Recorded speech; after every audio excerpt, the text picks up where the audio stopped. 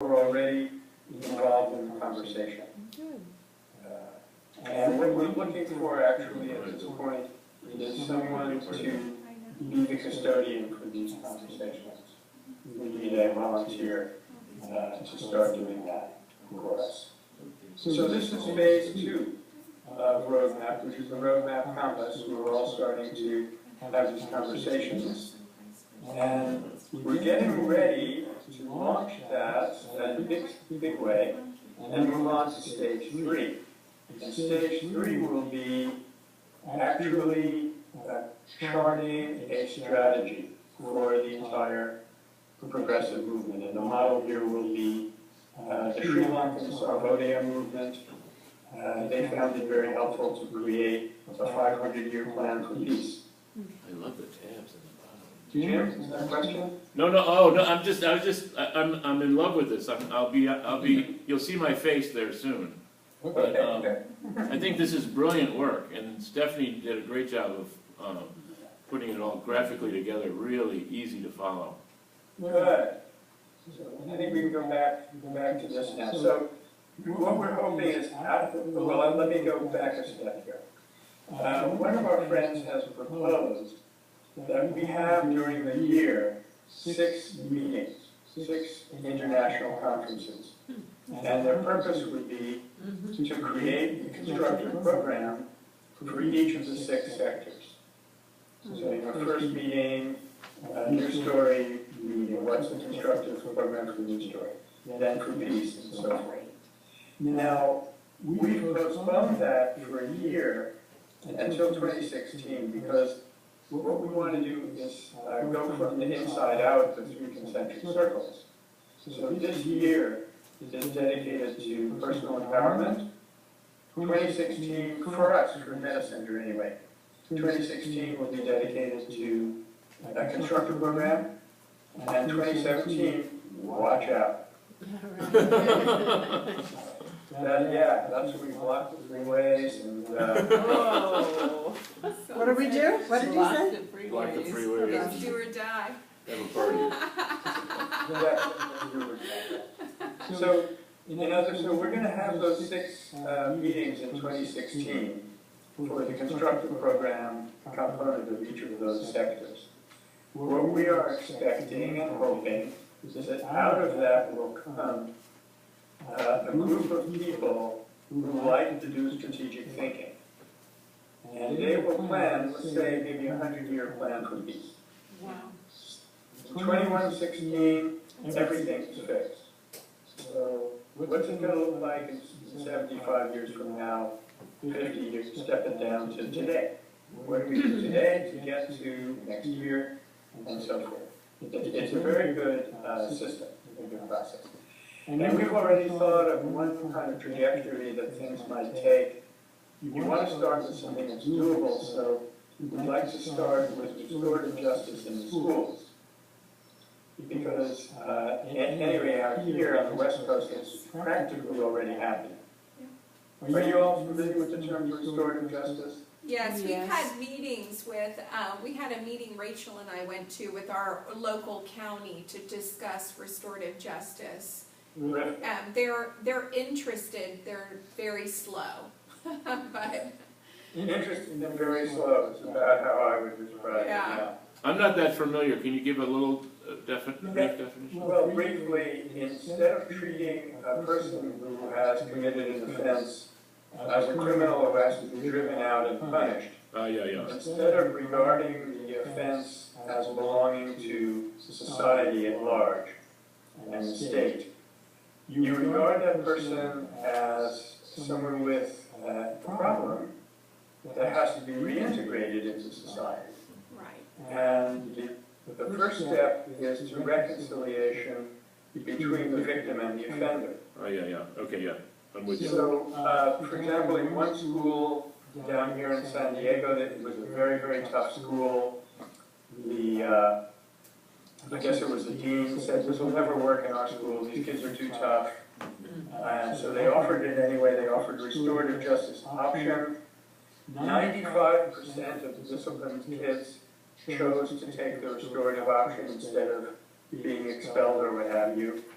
And of those 95%, 95% reached a successful conclusion Good. at a fraction of the cost. So again, all the two-story mechanisms are a fraction of the cost of what we're paying now to try to do things in the wrong way. Right, and you're really turning the situation from one that's dehumanizing into an opportunity to build empathy and accountability to one another. And so it's a really wonderful tool. And in the end, you know, whoever the offender is takes ownership over that and makes restoration to the offended parties and really kind of owns that, but they feel empowered. I think in the end is really one of the kind of the magical pieces of that. Molly, you used the magical word there, rehumanization. And I was about to mention that this dean that I told you before he had some trouble, he had some trouble accepting it. He's the strongest advocate of restorative justice now. Yeah. And so my friends asked him what made the difference. He said, every time I used the old system, the disciplinary system, I lost a relationship. Yeah. Every time I use this system, I gain a relationship. Yeah. Yeah. That's real human wealth. Yeah. So it's just totally win-win. So we're hoping, I don't know, maybe, I'm just pulling a number out of the air here, maybe in 10 years, every school in America will have a restorative justice program. Then we would step in and do the interpretation. So, you know, Molly and I will tell you why that works. Because, you know, this is the danger we've all got this. So why don't we use it in the prison system? Right. Yeah. Remember, Rachel, you may remember, when I was visiting you, I wanted to go up to Rayford, because this guy that I correspond with is their lifer since he was 16 years old. Yeah. So, you know, maybe 20 more years we'll have a restorative criminal justice system, and then the interpreters will step in again. I won't be there anymore, but Monica will step in and say, hey, why can't we do this in the international arena? And then we'll tackle the war system. Right. Yeah. Michael, yes. I Yeah. belong to Amnesty International, and one of the things that we've started to do, we had a new member, and he did the research, and he found the birth dates of every person on death row. And we send birthday cards to them. Many of them haven't had anything for years. So they write back, and now we're making a book of their writings. Oh, wow. What a gift. That's Yeah, awesome. that's from Full Sail. It Yeah, is. this And friend of there's- mine in Rayford. They're so happy. Yeah, from Rayford. I correspond with Dennis Socha from Rayford, and he calls himself Brother Hawk because he found a way to find a Native American persona Yeah. that has helped him a lot. Thank you.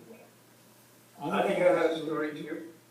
Yeah, I was just going to say that I was in Northern Ireland just last year, and they have really wonderful experiences with restorative justice as well, because, yes, you know, they have been basically in civil war for decades, and they just decided that there is no point in locking up half of the country all the time, and this is just not working. They have in the criminal system now partly, you know, have replaced parts of the criminal system by restorative justice. So we're really, they would have gone to jail. They in place that, and it's really wonderful how that's working out in their communities. I mean, obviously not, you know, success on all Every case. and in every case, but I think there, you know, people could learn if people from Ireland could, you know, connect by roadmap with people here or in Germany or wherever. Yeah. Right, and I'm assuming there'll be research, there's research being compiled for this so that those stories can be shared. Yeah. Yeah. So I'm looking forward to that part of your website, of a place of, Science, yeah. yeah. So that's the idea that when we're ready to go into phase 3, we will be in touch with people who are strategic thinkers, and through some process we will come up with a long-term strategy which the movement has never had. Just a couple of days ago, we had some visitors here who were part of the protest on Jeju Island in South Korea. I don't know if you're familiar with that. Mm-hmm. U.S. Navy and Samsung, okay, the U.S. Navy and Samsung are trying to build a Navy base in an absolutely ridiculous location, which happens to be one of the most sensitive environmental areas in the world. People have been protesting for 7 years there, and it was heartbreaking to hear their talk because they basically had no long-term strategy. They go out and protest every day, they pray, they dance, then they get arrested. There have been 240,000 police and security officers on this little island. So they're doing the only thing they know how to do. So what we want to do is, first of all, unite people in the way that Annika was just saying, when you see where you are in Mangala. Secondly, unite one another through conversations and start to have an actual kind of, well, not actual, a virtual community. And then thirdly and finally, have a long-term strategy. It doesn't mean that everybody will buy into the strategy, but at least it will be there. And some people will say, okay, I'm willing to postpone my project for a little while to join the big project, and in the knowledge that when that succeeds, my project also will be taken care of. So, as you probably have guessed, all of these specifics are basically copied from Gandhi. You know, they work for him, should work for us. And let's see, what else? Oh yeah, just to say that on the website, as I mentioned before, you'll find that we have a version of the news story, a set of strategic tips to how to practice nonviolent resistance and so forth. So every step of the way, the 3 circles and the 6 phases, we've done some thinking and collected some best practices and winning strategies. Well, that's about it. I know this is a lot and kind of bewildering, so let's talk. Yes, thanks. I'm sitting here thinking that my son teaches 3rd grade, and he uses something called the tribes. Yeah, but I'm wishing that for different ages you had not just, I mean, tribes requires a person who's willing to, you know, learn how to do it and sit around on the floor with the kids. But some kind of a coloring book, that sounds silly, but a coloring book where little kids could see the pictures and learn some strong, I mean, like ahimsa, how do you put that into English that the kids could learn that? Well, hold on. As we're working on this as you're speaking. Oh, good. Stephanie is a Montessori teacher. Oh, good. She teaches at a Montessori school. It's about a quarter of a mile from here. And we're working on a Gandhi book for children. Good. But I'll tell you something else. We had our big poster, the roadmap up on the wall. One day we were doing a workshop and we needed more wall space. So I took the poster down and put it on the floor. And we all started staring at it. And suddenly we said, the roadmap board game. Oh, good idea. We just haven't had people enough to work on all of these things. But I can just imagine, you know, spinning the dial and ending up in restorative justice. Right. Fun way to brainstorm. Yeah. Yeah. That's great. So When I look at the roadmap, Michael, I see a clear kind of blueprint for a multidisciplinary program that we take a cohort of students through, because it would be great to have an economist and a sociologist and a social psychologist and a social economics person, environmentalist, creative writing person. You know, it's just there's everything. There's all the disciplines need. I keep thinking they need to come together. Now I'm not so sure anymore, but I keep having this dream of having a multidisciplinary program for this purpose that would serve the educational, the general education requirements for our students. what a fantastic idea. That's a wonderful